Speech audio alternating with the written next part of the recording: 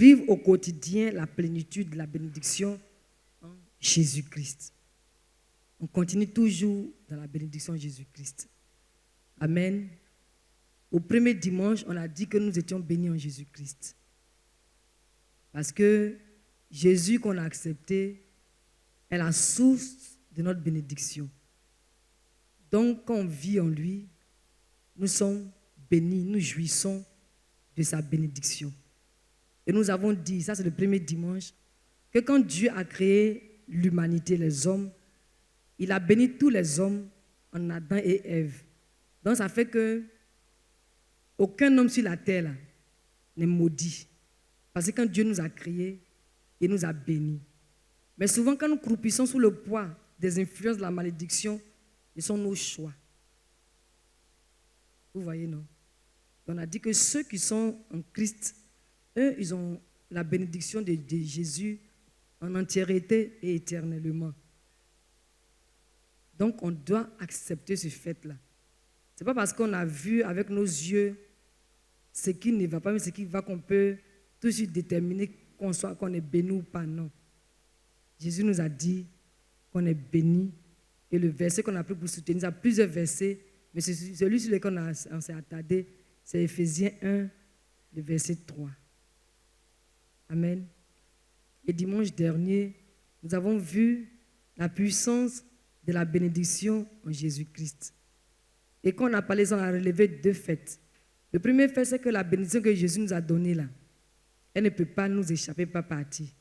Et le deuxième fait, c'est le fait qu'il y a des personnes qui ne sont pas en Christ. Puisque déjà le premier dimanche, on avait dit d'où la bénédiction venait. Elle vient de Jésus. Elle prend effet en lui. Elle se manifeste en lui, en Jésus. Elle se vit en Jésus et par lui. Mais ceux qui n'avaient pas Jésus-Christ, bien que Dieu ait béni toute l'humanité, voyaient la bénédiction d'une part comme quelque chose qu'ils ont pu acquérir à partir de leurs efforts. Parce qu'ils n'ont pas la conscience de ce que c'est Jésus qui donne la bénédiction parce qu'il en est la source. Donc ces personnes-là s'étant débrouillées pour avoir ce qu'on peut appeler bénédiction, ils se sont débrouillés puis ils ont eu ça. Mais c'est eux-mêmes qui ont encore fourni des efforts pour pouvoir garder, protéger ces bénédictions. Et comme bien souvent, les sources d'où ces bénédictions viennent là, ne sont pas fiables, elles ne sont pas des sources qui sont à la gloire de Dieu, mais qui sont intéressantes. Ces personnes-là étaient bien souvent obligées de protéger la bénédiction. Et comme ce n'est pas elles-mêmes qui sont la source de la bénédiction, ces bénédictions pouvaient leur échapper, ça leur échappait. Amen. Et nous avons aussi dit que pourquoi la puissance de la bénédiction? Parce que la bénédiction que Dieu nous a donnée là, elle ne peut pas être attaquée. Et nous avons pris pour exemple la vie du peuple d'Israël devant Balak. Balak, c'était un roi. Et quand Balak a entendu tout ce que Dieu faisait dans la vie du peuple d'Israël, il a été saisi de frayeur. Et il a vu que le peuple d'Israël est béni, tellement béni, que personne ne peut s'opposer à eux, personne ne peut les empêcher de progresser dans ce qu'ils doivent faire, dans ce qu'ils peuvent faire. Si vous avez lu Nombre, vous allez voir de quoi je parle. Nombre 22 et 23, je crois. Et Balak a envoyé Balaam pour maudire Israël. Et Dieu a dit à Balaam que lui, Balaam, bien qu'il ait certainement un pouvoir ou le ministère de maudire des personnes, lui ne pourra jamais maudire Israël. Pourquoi? Parce que Israël est déjà béni. Et pourquoi Israël est déjà béni? Il y a un mot qu'on avait dit, qu'on avait mis en exergue. Hein? Voilà. C'est Dieu qui est les parts, c'est Dieu qui est les portions. Et on a insisté pour dire que Israël ne pouvait pas être maudit par Balak, pardon. Non, c'est Balaam. Parce que quelqu'un ne peut pas maudire Dieu.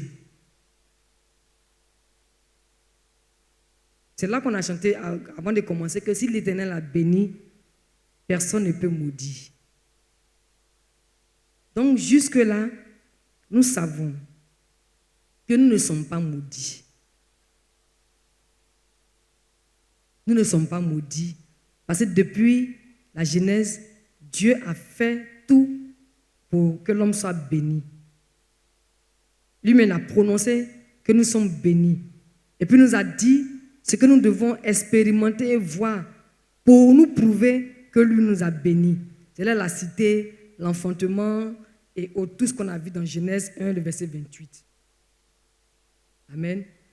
Donc dans la puissance de la bénédiction, on a vu que l'homme que Dieu a béni en Jésus-Christ ne peut plus subir le poids de la malédiction. Parce que bien souvent, ce que nos yeux voient nous donne l'impression que tout va mal. Et quand tout va mal, on se dit tout de suite qu'on est maudit. Non. Qu'on soit en Christ, qu'on ne soit pas en Christ, l'homme n'est pas maudit. Parce que quand Dieu nous a créés là, il nous a bénis.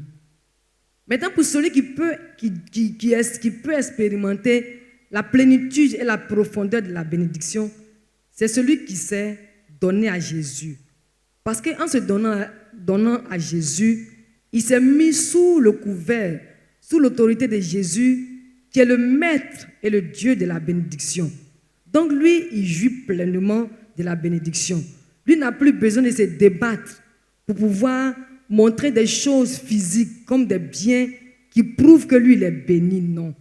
Mais comme il est déjà béni, parce qu'il est en Jésus, tout ce que Dieu lui permet de toucher, de voir, c'est les conséquences, c'est la preuve de ce que Dieu a prononcé quand il a dit qu'il a béni l'humanité.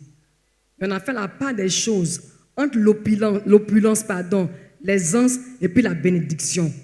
L'aisance et l'opulence mettent en évidence les biens que nous avons, tels que les voitures et tout ce qu'on peut voir pour dire que oui, lui là, il est bien, il est béni.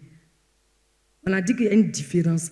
Parce que quelqu'un peut être dans l'opulence et puis n'est pas béni. On a expliqué pourquoi la personne qui est dans l'opulence n'est pas bénie. On dit parce que Jésus n'est pas sa part. Vous voyez, non? C'est ceux qui ont Jésus pour part qui expérimentent la quintessence et la véritable bénédiction. Ce n'est pas combiné. Hein? On voit que ce n'est pas combiné parce que dès le premier jour, quand Dieu a créé Adam et Ève là, il a créé Adam et Ève en choses. Les hommes plutôt en Adam et Ève, non. Il nous a bénis. Donc j'insiste pour dire, il n'y a pas d'homme qui est maudit sur la terre. Là. Souvent, le diable, ou bien par manque de connaissances, par manque de lumière, qu'on soit chrétien ou pas, qu'on a des difficultés, surtout quand ces difficultés sont récurrentes, bien quand ça dure, bien qu'on pense que ça s'est élargi, étendu sur toute la famille, on se dit non, l'homme fort, c'est là qu'on a fait mention de Dagon. L'homme fort de notre famille me tient. L'homme fort de votre famille vous tient parce que dans leur entendement, dans leur logique, ils vous tiennent. Mais dans le royaume de Dieu où tu as été introduit, l'homme fort de ta famille ne peut plus et ne doit plus te tenir.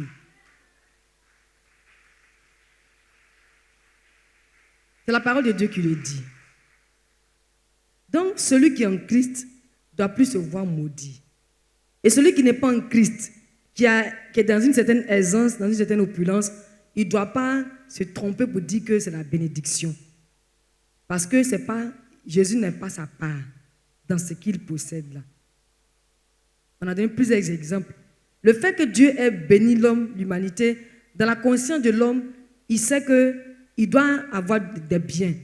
Donc c'est cette conscience-là qui l'anime à aller se débrouiller lui-même pour posséder des biens. Vous voyez, non? Mais c'est celui qui est en Jésus, qu'il ait vu ou pas ses biens.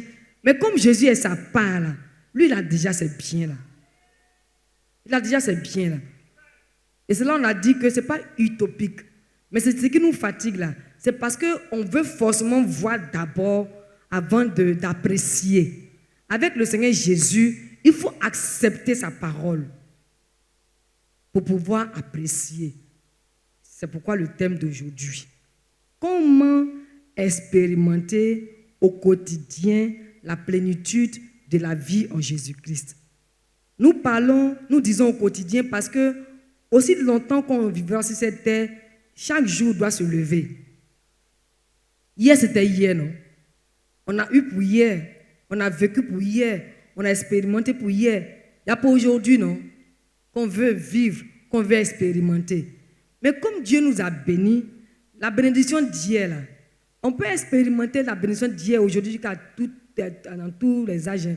Mais ce n'est pas parce que c'était la bénédiction d'hier qu'aujourd'hui tu as pensé que dans le jardin de Dieu, dans la pensée de Dieu, c'est ça seulement qui est là. Non. Dieu nous a bénis. Et la bénédiction, la définition selon la Bible, c'est la pensée éternelle de Dieu de faire du bien à l'humanité. Et quand Dieu a décidé de faire du bien, là, c'est pour toujours. Et pour expérimenter la bénédiction de notre Dieu au quotidien, il faut nous attendre à lui chaque jour. Chaque jour. C'est pourquoi on a fait mention de au quotidien. Hier, on n'a pas eu quelque chose.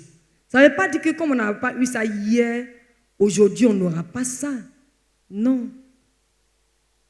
On n'a pas eu ça hier, on va avoir ça aujourd'hui parce que ça y est en Jésus. Voilà ce qui doit se passer. Alléluia.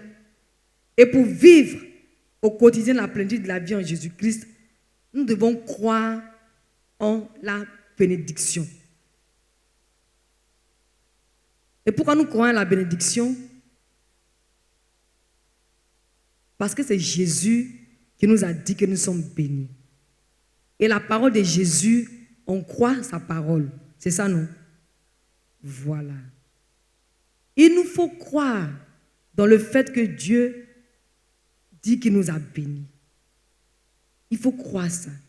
Il faut accepter ça. C'est ça qui nous aide et qui nous aidera à vivre au quotidien la plénitude de la vie en Christ. Je n'ai pas cherché la définition du mot plénitude, mais ce que je peux dire par la définition, comment je donne la plénitude là, c'est quelque chose qui est comment?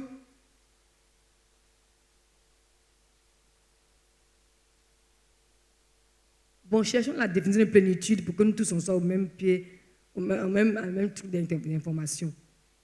C'est quelque chose qui ne tarit pas. Ça ne finit pas. Ça ne s'arrête pas. Ça est là bien et beaucoup. Ça est là de façon élargie. Ça ne se restreint pas, ça ne se limite pas. Cherchons la définition de plénitude.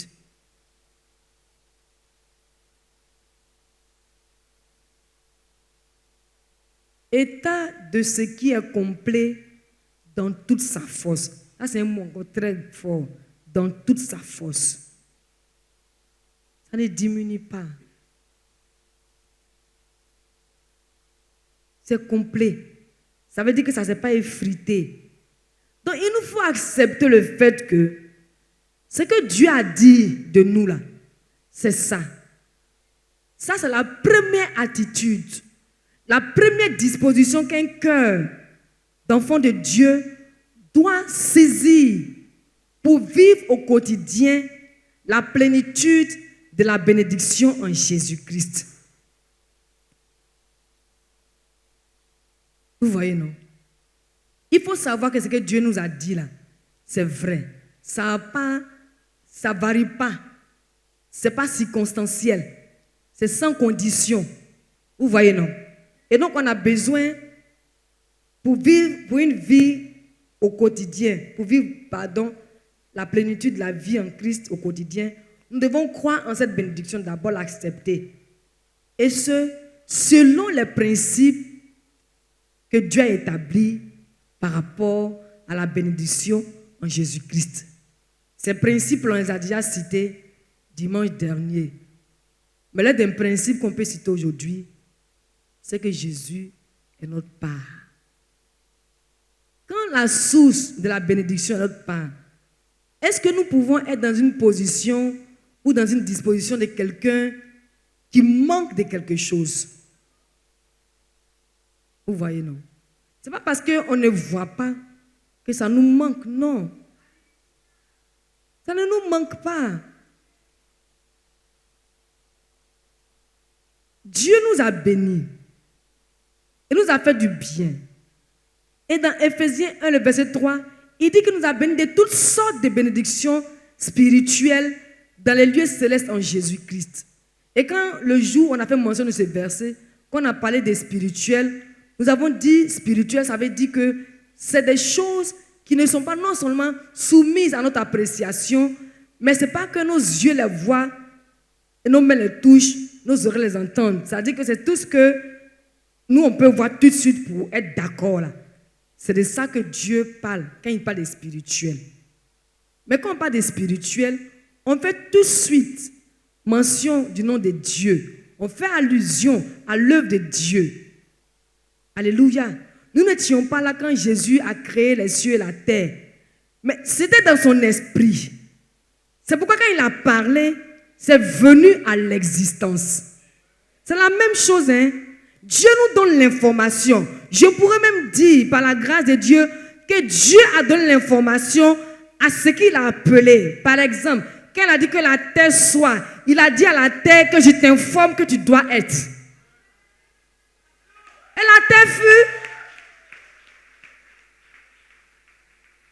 Il dit à la terre que je te dis que tu dois être. Donc c'est l'information que Dieu nous donne pour nous dire qu'on est béni. Qui était là quand il a créé Adam et puis Ève? Mais il les a bénis et c'est de ça que nous tous on jouit. Donc pour que tu puisses entretenir la bénédiction au quotidien, là, il faut te soumettre au principe de vie que Dieu a établi concernant la bénédiction. Alléluia. On a l'information que Jésus est notre part. C'est lui qui est la source de notre bénédiction. Donc cette information nous donne déjà la disposition de cœur de ce qu'on a déjà. On est béni. Et c'est cette information qui nous met désormais dans la dynamique de ne pas nous laisser influencer par ce que nos yeux voient. Parce que le diable et notre corps et les problèmes peuvent nous donner de voir. On va le lire tout à l'heure dans la parole de Dieu. Nous serons davantage édifiés. Chacun d'entre nous a l'information qu'on est béni. Et nos aïeuls, nos patriarches l'ont expérimenté. Quand nous sommes venus, nous l'avons expérimenté. Maintenant, quand Jésus est venu, Jésus nous a donné d'entrer dedans dans une disposition de renouvellement. Ce n'est plus en regardant à Adam et Ève, parce qu'il peut nous arriver de regarder à Adam et Ève, et on dit non, qu'eux, ils ont vendu les bénédictions. Mais Jésus est venu là, il a racheté ce qu'Adam et Ève avaient vendu. Donc ce qui a été racheté, qui est maintenant la propriété privée de Jésus, qui nous a donné, ne peut pas souffrir de quelque chose. Aucun déséquilibre. C'est pourquoi on a parlé de plénitude. Ce n'est pas diminuer, ça ne souffre de rien. L'état de la bénédiction dans laquelle nous sommes là ne souffre de rien. Elle ne sera pas contestée. Elle ne sera pas, là, on ne va pas la regarder puis se poser des questions. Rien n'est mis ni remis en cause par rapport à la bénédiction que Jésus nous a donnée. Que tu sois bon ou mauvais, que tu sois gentil ou méchant, que tu sois joli d'après toi vilain. En tout cas, tout ce que toi tu as qui te prouve que tu es béni là, Jésus ne tient pas compte de ça. Jésus tient compte du fait que lui, il nous a bénis parce qu'il a prononcé. Et pour qu'on puisse jouir de la bénédiction, tous les jours de notre vie, il s'est fait notre part.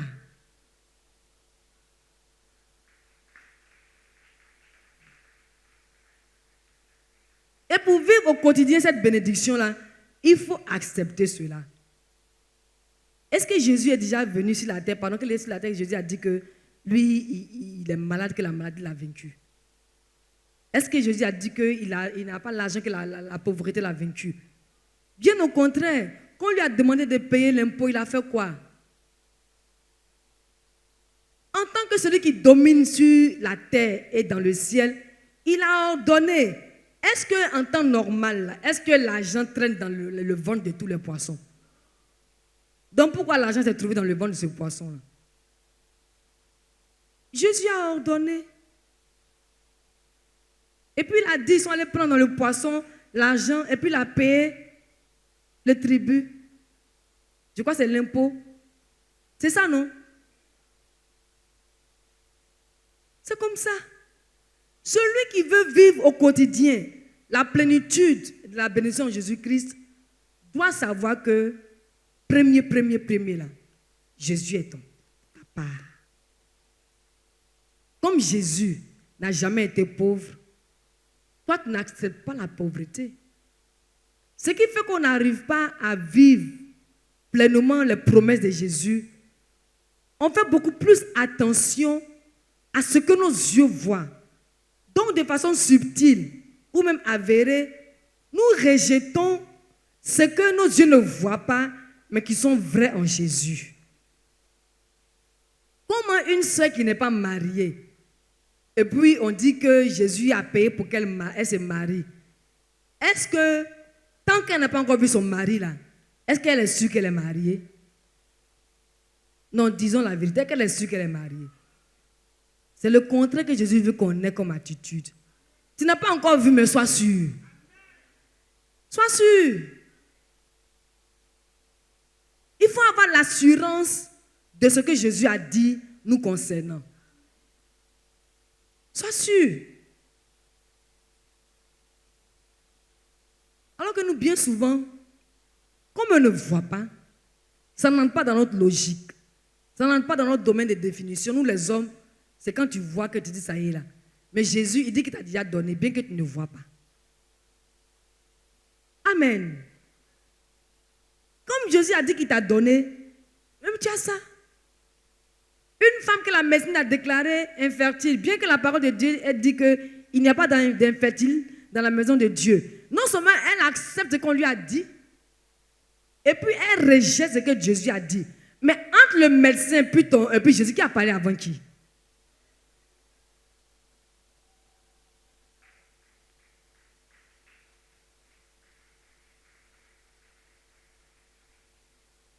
Vous voyez comment on fait des choses qui nous mettent en retard, qui nous détruisent, qui nous mettent dans la désolation.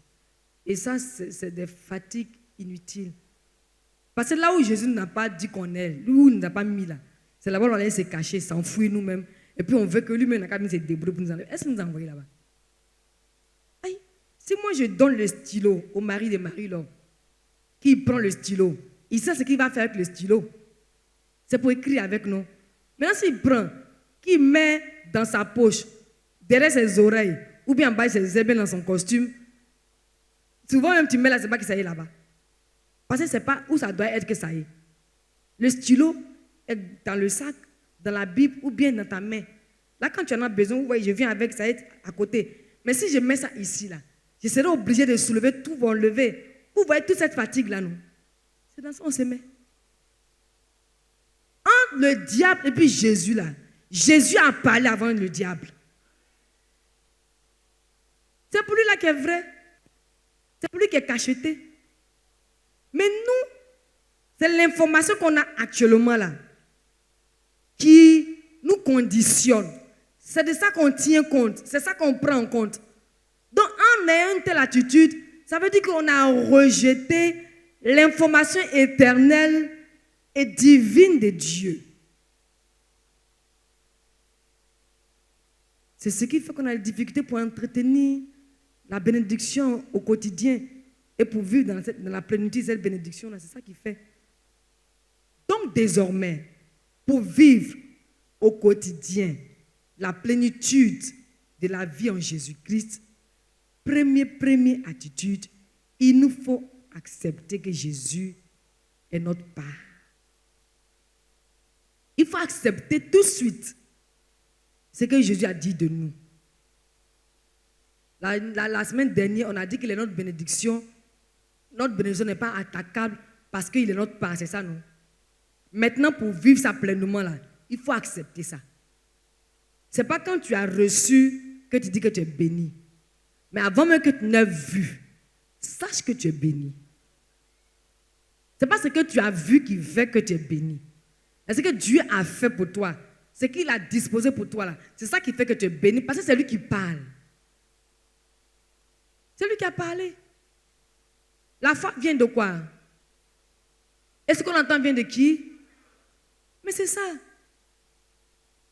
C'est vrai qu'il y a des foi négatives. Et c'est ce que le diable veut nous faire pratiquer. Mais nous refusons. Aussi longtemps qu'on ne va pas permettre à la foi de Jésus-Christ de nous animer pour vivre véritablement en Christ, on sera toujours en train de voir notre vie comme si c'est une vie qui n'est pas intéressante. Notre vie est intéressante parce que Jésus y est. Ce matin, on a entendu des grands témoignages. Le témoignage du frère Mech, le témoignage du pasteur Da Silva et le témoignage de la sœur Madina. Il y avait un dernier témoignage, non? Madame Bayuro. Et puis on dirait qu'il y avait Madame Someno aussi bien. C'est Madame Bayuro. Tous ces témoignages-là, on peut les entendre, les toucher, les voir parce que Jésus les a déjà réalisés. Voilà où on n'a pas pu permettre au Seigneur de nous donner, de vivre véritablement en Christ. Et c'est des choses que notre Dieu, par la vie de notre pasteur Ebokaro Eli, nous avait dites en son temps. Et c'est par la grâce de Dieu que maintenant on a commencé à voir ces choses-là. C'est pourquoi on en parle avec joie d'abord. Moi, j'en parle avec joie et avec reconnaissance. Vous voyez, non? La joie parce que si je n'avais pas eu cette information, je serais encore dans mon train-train quotidien, en train de lutter contre les choses, lutter avec les choses pour vivre ce que Dieu m'a déjà donné. Mais quand j'ai accepté ce que Dieu m'a déjà donné, je vis simplement, je vis heureuse, je vis en paix. Et ma reconnaissance est là. Quand j'en parle aujourd'hui, c'est la reconnaissance qui s'exprime. Ce n'est pas la servante de Dieu qui s'exprime. C'est l'enfant de Dieu qui est reconnaissant qui s'exprime. Je sais que si Dieu me l'a dit à l'époque et je n'avais pas écouté, je n'avais pas entendu, je n'avais pas compris, mais aujourd'hui qui me fait la grâce de l'écouter, de comprendre et que je vous en parle, je sais que vous le saisissez aussi. C'est ma prière qu'elle a. Je ne souhaite pas que ça fasse 10 ans, 15 ans pour vous. Je souhaite que là où vous avez reçu là, vous saisissez cela en même temps. C'est quand tu acceptes que tu crois, c'est plutôt quand tu acceptes que tu crois dans la bénédiction de Jésus que tu peux l'expérimenter au quotidien. Et que tu peux l'expérimenter pleinement. Parce qu'on a parlé de quotidien, c'est chaque jour. Ce n'est pas parce que hier tu as été béni que tu te contentes de hier. Quand tu as été béni hier, aujourd'hui aussi est là. Tu veux toucher encore la bénédiction du Seigneur Jésus aujourd'hui. C'est ça le quotidien. Et la plénitude, c'est sans limite. Sans limite. Il ne faut pas te restreindre pour dire non, ça là c'est trop grand. Il y en a qui disent qu'ils s'en vont aux 2 plateaux, ils voient les grandes maisons. Et moi maintenant j'ai pris fort et puis ils voient clair beaucoup. Quand ils voient les maisons, ça c'est ma maison. Aïe. Donc vous voulez qu'il n'y ait qu'à l'habiter pour dire, oh Seigneur, merci pour cette belle maison que tu m'as donnée, je suis reconnaissante. Non, non. Dieu a dit quoi? Je vous donne ce territoire-là. Tout lieu que foulera la plante de vos pieds, vous le possédez. Ce qui est dans la parole de Dieu là, ce n'est pas écrit pour qu'on lise, puis on l'acclame, puis on s'en va. Hein. C'est pour expérimenter. Quand on voit les grandes maisons, on recule. Non, moi je veux, c'est pas qu'ils sont en train de dénigrer, mais souvent on s'est réduit nous-mêmes là. Je veux une chambre, non, je veux entrer coucher, mais où il y a cuisine, à Soweto, bien à Zoé Bruno. Et puis souvent on pensait, avant on faisait beaucoup, avant on pensait que quand tu n'aspires pas aux grandes choses, c'est que tu es humble. Andrew Mark dit que c'est l'orgueil même. Vous savez pourquoi c'est l'orgueil? Dieu t'a dit que c'est pour toi, puis Dieu a dit, c'est pas pour moi, il ne veut pas. Donc tu te dis que toi, tu connais mieux tes besoins que Dieu. Celui qui refuse, c'est que Dieu lui donne. Il est comment? Okay. Tu dis à Dieu que moi, il peut mieux prendre soin de moi que toi. Quand on refuse le choix de Dieu, quand on refuse la décision de Dieu, quand on refuse la bénédiction de Dieu, c'est l'orgueil. Tu penses que toi, tu connais mieux toi-même, tu peux bien te prendre en charge, tu peux t'occuper de toi. Mes frères, mes soeurs, ce n'est pas de la prétention, ce n'est pas non plus pour faire des choses, comme on appelle ce genre de foi là, j'ai oublié le nom. Rappelez-moi, ou bien dites-moi quelque chose. les fois qu'on manifeste et puis on n'est pas sûr, puis on pense qu'on a manifesté la foi là.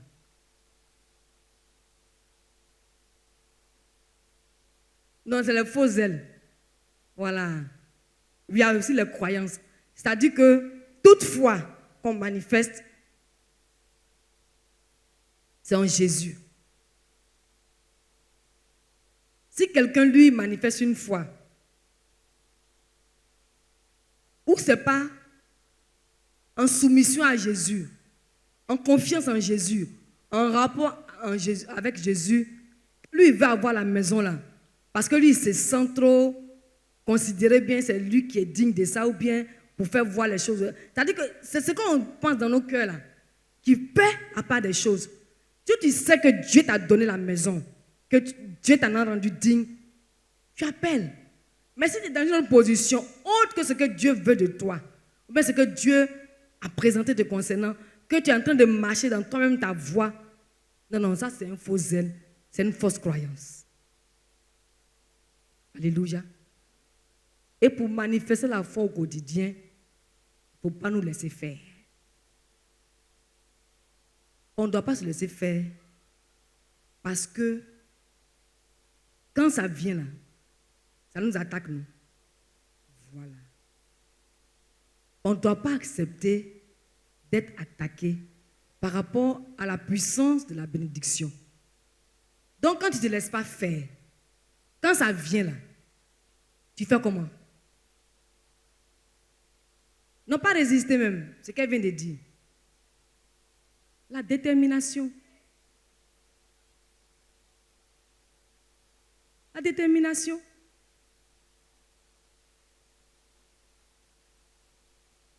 On va lire ça tout à l'heure. Hein. Parce que quand le diable vient, il veut te faire croire le contraire de ce que Dieu a déjà fait pour toi. Dieu a déjà fait de toi. Donc, il vient te mettre dans une position où tu doutes.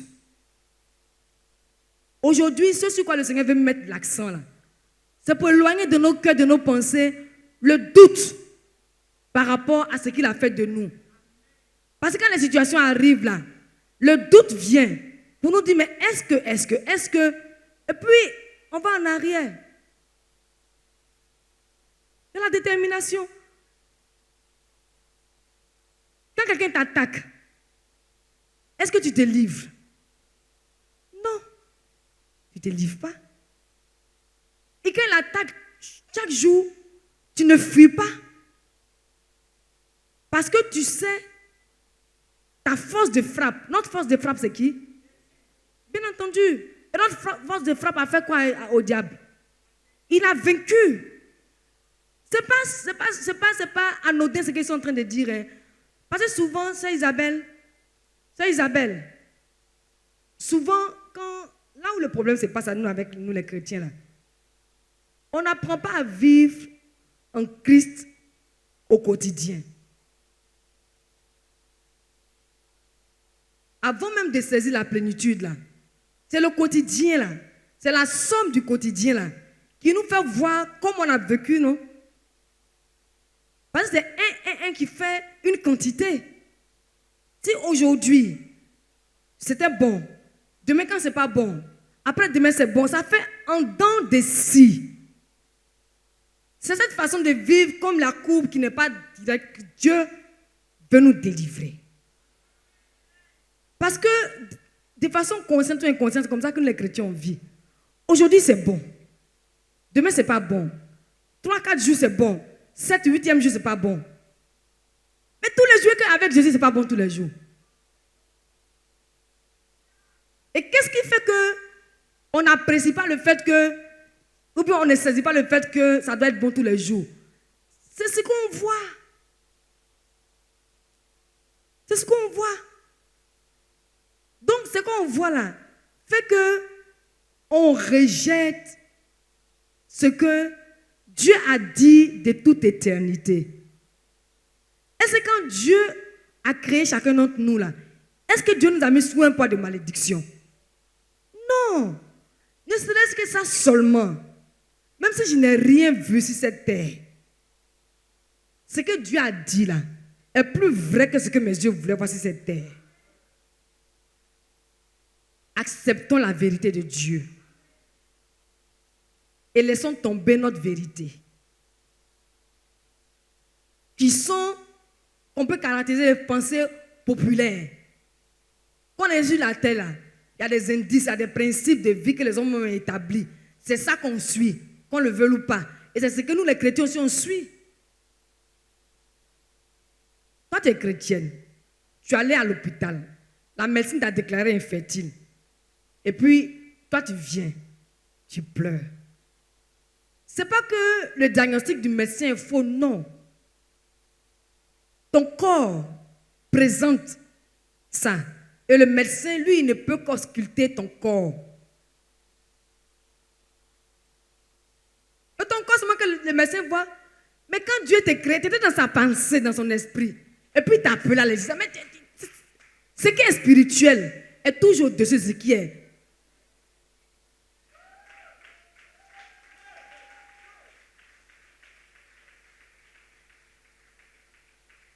Mes frères, mes soeurs, peut-être que les mots ne sont pas à leur hauteur, mais la façon dont Dieu a ouvert mes yeux, petit cacabala. Voilà ma prière pour vous. Parce que souvent on voit dans les églises, c'est comme si on fait pitié, c'est comme si on est en attente de quelque chose. On n'est plus en attente de quelque chose. On a reçu celui qu'on entendait. On a reçu ce qu'on attendait. Jésus.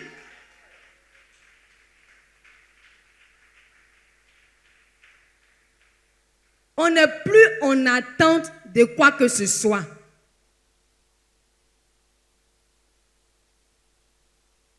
Je le dis par la puissance du Seigneur Jésus-Christ. Et aucun docteur de la Bible ne peut me mettre au défi parce que ça est dans la parole de Dieu. Je ne retiens pas encore le verset, mais il est dit que celui qui a Jésus là, il a tout. C'est pas ce qui est écrit dans la parole de Dieu. Pourquoi on refuse de faire qu'on ait tout et puis on veut avoir tout? On refuse qu'on ait tout. Tu refuses que tu as tout. Maintenant, toi, tu veux avoir tout. Vous ne comprenez pas. Moi, il n'y a pas fait philosophie. Ce n'est pas arrivé là. On ne connaît pas philosophie. Ce que je veux dire là. Dieu t'a dit qu'il t'a tout donné, non? Je n'accepte pas ça d'abord. Hein? Maintenant, tu veux posséder tout ce qui est sur la terre là. C'est dans ton esprit, dans ton cœur, que tu dois saisir ces choses. Aussi longtemps qu'on ne va pas accepter qu'on a reçu tout de Jésus là, on ne va pas avoir tout sur la terre. Et on ne va pas non plus voir tout sur la terre. Est-ce qu'on se suit?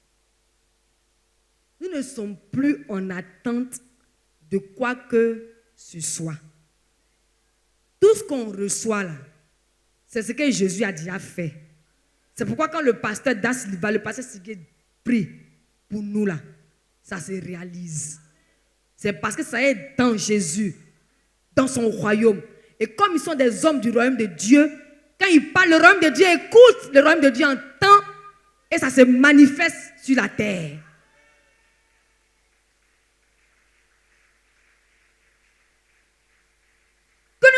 Que nos cœurs soient libres ce matin. Parce que c'est dans ça qu'on a entretenu nos cœurs. Pour nous faire croire que nous sommes en attente de quoi que ce soit. Non. Depuis le jour où Jésus est venu sur la terre, qu'il a payé pour l'humanité, là, et puis nous a rachetés, il nous a transportés du royaume des ténèbres dans son royaume de lumière. Et il a fait de nous son royaume et qu'il a prononcé sur nous que nous sommes son sacerdoce royal. Depuis ce jour-là, on est des rois et des reines, on n'en attend de rien.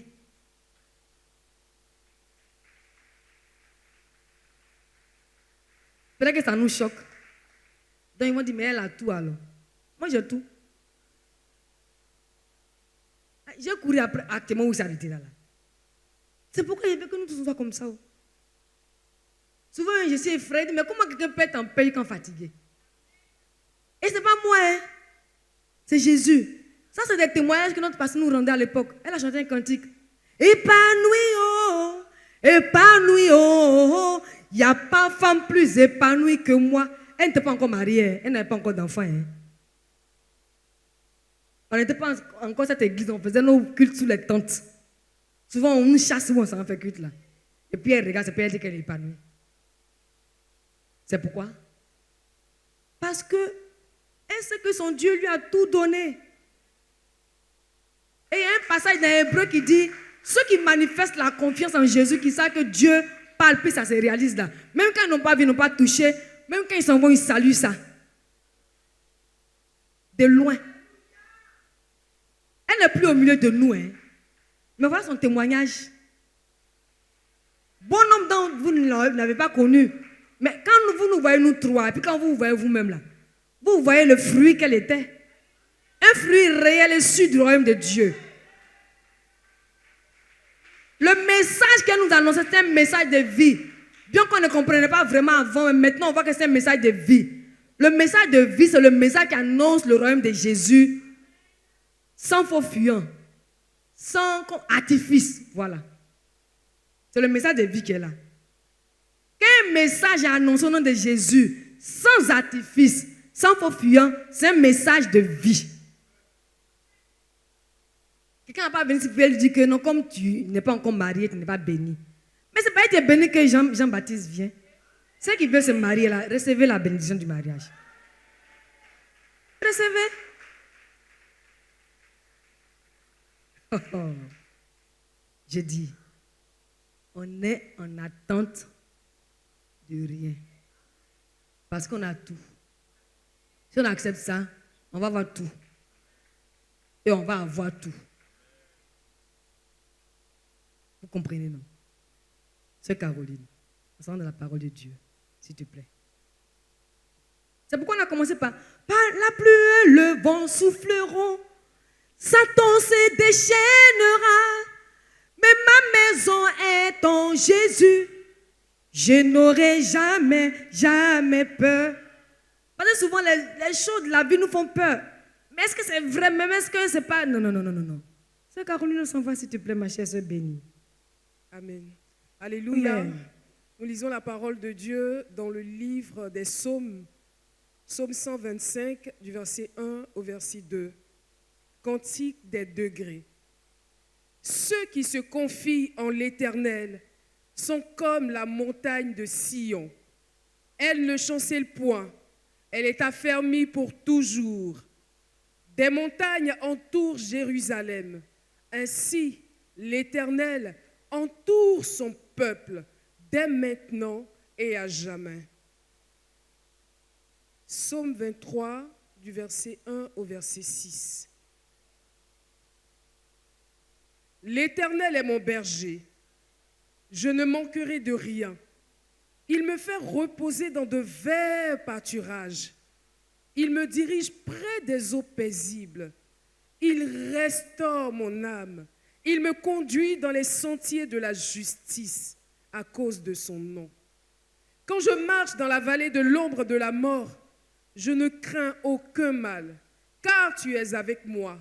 Ta houlette et ton bâton me rassurent. Tu dresses devant moi une table en face de mes adversaires. Tu oins d'huile ma tête et ma coupe déborde. Oui, le bonheur et la grâce m'accompagneront tous les jours de ma vie et j'habiterai dans la maison de l'Éternel jusqu'à la fin de mes jours. Voilà comment vivre au quotidien la plénitude de la bénédiction en Jésus-Christ. On continue, ma chère sœur bénie, s'il te plaît. On lit la parole de Dieu dans le livre de Matthieu 4, du verset 3 au verset 11. Le tentateur, s'étant approché, lui dit, « Si tu es fils de Dieu, ordonne que ces pierres deviennent des pains. » Jésus répondit, « Il est écrit, l'homme ne vivra pas de pain seulement, mais de toute parole qui sort de la bouche de Dieu. » Le diable le transporta dans la ville sainte, le plaça sur le haut du temple et lui dit, « Si tu es fils de Dieu, jette-toi en bas, car il est écrit, il donnera des ordres à ses anges à ton sujet et ils te porteront sur les mains, de peur que ton pied ne heurte contre une pierre. » Jésus lui dit, « Il est aussi écrit, tu ne tenteras point le Seigneur ton Dieu. » le diable le transporta encore sur une montagne très élevée, lui montra tous les royaumes du monde et leur gloire, et lui dit, je te donnerai toutes ces choses si tu te prosternes et m'adores. Jésus lui répondit, retire-toi, Satan, car il est écrit, tu adoreras le Seigneur, ton Dieu, et tu le serviras lui seul. Alors le diable le laissa, et voici, les anges vinrent auprès de Jésus et le servaient. Parole du Seigneur. Amen. Attends d'abord, sœur Caroline, s'il te plaît, ma chère sœur bénie, servante de Dieu. Voilà la réponse que Mme Dali a donnée dans Matthieu 4. Le diable est venu faire quoi? En tentant, il veut dire quoi à Jésus? Qu'est-ce que Jésus croit qu'il est là? Ce n'est pas la vérité. Dieu nous a dit que nous sommes bénis, non?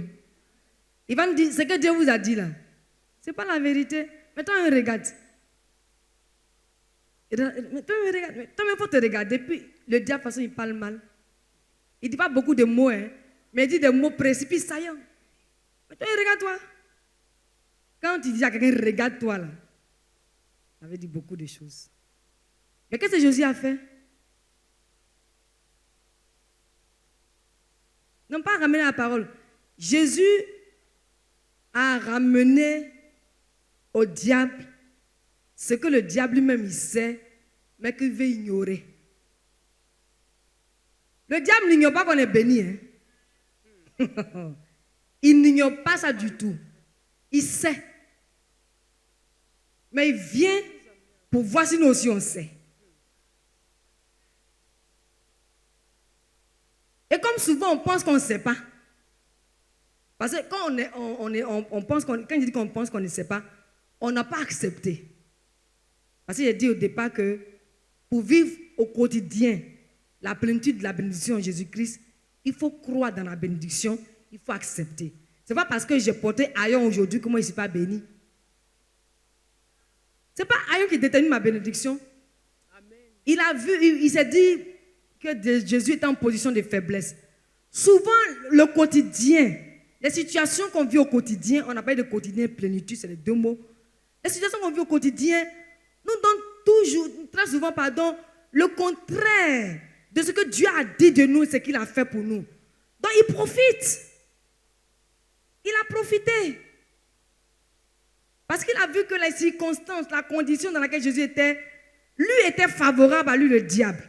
Donc, quand on est là, puis on se lamente, on se plaint, on murmure, ça lui est favorable. Donc, cette défaillance, ce déséquilibre-là, fait qu'il vient pour gagner du terrain et prendre tout le terrain. Si moi je suis béni, que parce que mes yeux ne voient pas ce que je veux voir, que je murmure, que je me plains, que le diable vient me dire que tu as vu, quand vous parlez, vous n'écoutez pas. C'est ce que moi je te disais depuis longtemps. Et puis un matin, toi-même tu te soustrais de la bénédiction sans pouvoir t'en rendre compte même. Maintenant c'est toi seul qui es en train de te fâcher. Parce que tu t'es déconnecté de ta source. Donc quand il vient comme ça, là, tu lui rappelles que c'est que lui-même il sait là. Il sait. Que toi-même tu sais. Jésus lui a dit quoi? Il est écrit que tu ne tenteras pas ton Dieu. Quand le diable vient, et puis toi il te parle, et puis toi dans ton cœur tu es sûr que c'est ce qu'il a dit, lui il a dit qui est vrai là. Et puis tu balayes du réveil de la main la vérité éternelle de ton Dieu là. Mais tu lui dis que c'est pour lui là qu'est la vérité. Donc il te met dans la confusion. Tant qu'un cœur d'enfant de Dieu sera dans la confusion par rapport aux choses du Seigneur, il ne va pas vivre ça dans la plénitude. Ce n'est pas possible. On a donné la définition de la plénitude. C'est sans force, puis quoi? Un état complet. Mais quand on vit en dedans de silence, l'état est complet. Non. Donc quand il vient là, il va utiliser tout ce que toi tu vois, c'est favorable pour lui. Il va dire, tu as vu non? Tu as vu non? Tu as vu non? Et aujourd'hui, c'est ça que le Seigneur veut qu'on parle. C'est-à-dire quand il vient là, tu as vu non? Tu as vu non? Est-ce que tu ne vois pas ce qu'il dit?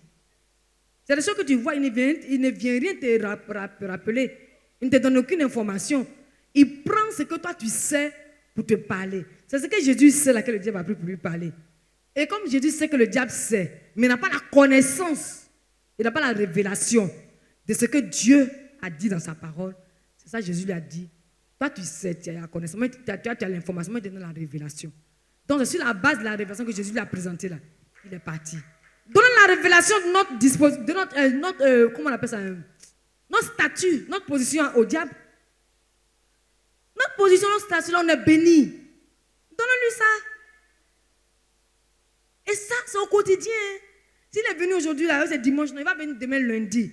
Il va venir mardi. Aussi longtemps qu'on sera sur cette terre, là, il va venir. Mais quand il vient là, donne-lui la révélation. Le diable va jamais avoir la révélation de la parole de Dieu. Il a l'information de la parole de Dieu, mais il n'a pas la révélation. Ce qui fait la différence entre le diable et nous, c'est la révélation. La révélation de Dieu instruit le simple.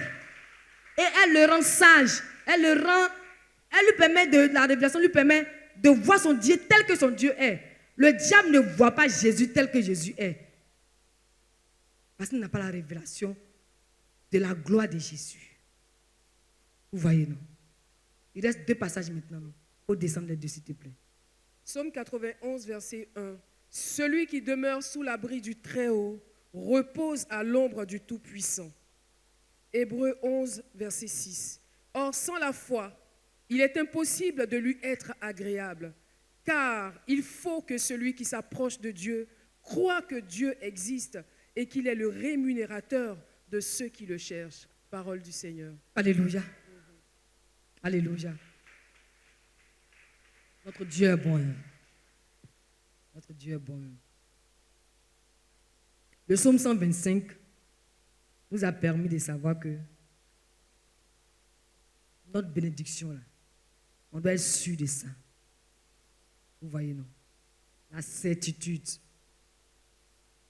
Quand on a lu le psaume 125, du verset 1 au verset 2, ça nous donne la certitude.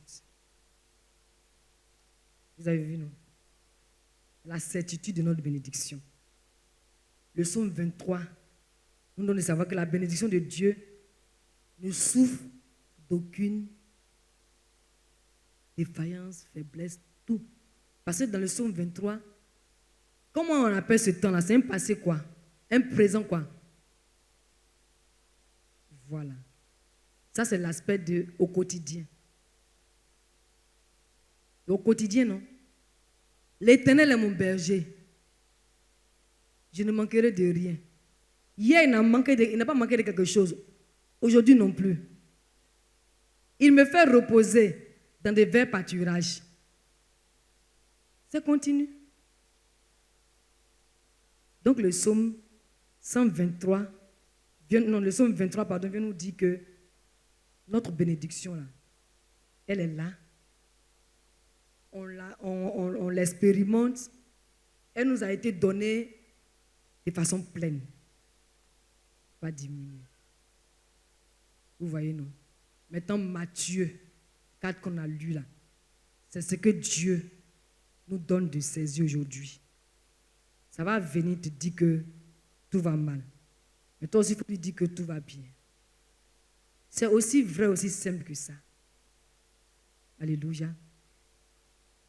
Le psaume 91 nous dit que c'est une bénédiction qui nous donne d'expérimenter le repos de Jésus-Christ. Celui qui demeure sous l'abri du Très-Haut repose à l'ombre du Tout-Puissant.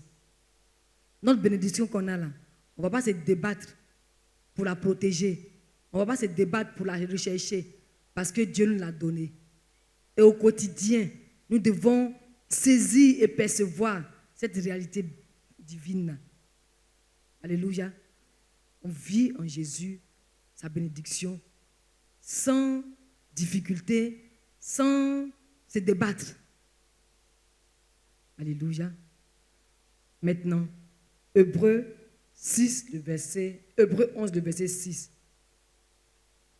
Or, sans la foi, il est impossible de lui être agréable. Écoutez bien, c'est là qu'on chute. Il y aura certainement des questions qu'on va poser.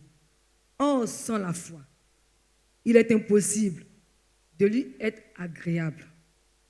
Car il faut que celui qui s'approche de Dieu croit dans son cœur que Dieu existe et qu'il est le rémunérateur de ceux qui se confient en lui, de ceux qui croient en lui. Quand Dieu dit, or sans la foi, il est impossible d'être agréable à Dieu, c'est la foi qui nous rend agréable à Dieu. Et pourquoi la foi nous rend agréable à Dieu? Parce que quand on manifeste la foi vis-à-vis de Dieu, on lui dit qu'on est d'accord avec ce que tu dis. Et quand on est d'accord avec ce que Dieu dit, ça nous met dans une position de personnes qui acceptent d'être sous le couvert de Dieu, d'être soumis à Dieu. Celui qui n'est pas soumis à Dieu n'est pas agréable à Dieu. C'est le fait, c'est la rébellion qui fait que quelqu'un n'est pas agréable à Dieu, non? Vous voyez, non? Et quand nous, on ne croit pas ce que Dieu dit là, vous allez dire que ce n'est pas la vérité, mais c'est ça que la vérité. Quand Dieu dit une chose de nous, et puis on n'accepte pas, qu'on ne croit pas, c'est la rébellion. Qui sommes-nous pour ne pas croire, pour ne pas accepter ce que Dieu, qui sait tout, qui voit tout, qui peut tout, nous dit, et puis nous on est encore là en train de réfléchir, de radoter, de douter, de faire des mesures, des poids. C'est la rébellion. Celui qui ne manifeste pas la foi n'est pas soumis à Dieu. Celui qui n'est pas soumis à Dieu manifeste la rébellion et celui qui est rebelle n'est pas agréable à Dieu. Si je me trompe, quelqu'un peut me dire. Maintenant, qui veut me donner quelque chose? Parce que nous tous, on a écouté le message. Hein? J'ai dit la semaine dernière que quand on parle au nom du Seigneur Jésus, nous, on est édifiés. Ce n'est pas quelque chose qu'on dit, puis oui, vous prenez, puis nous, on est... Non, non, non. Ce verset-là, vous savez, quand j'ai compris ça comme ça, est-ce que ce n'est pas quand j'étais dans le voyage même? Non, pendant que je partais dans le voyage, vendredi. Parce que les versets là, très souvent, c'est Jésus même qui me donne pour pouvoir corroborer le message.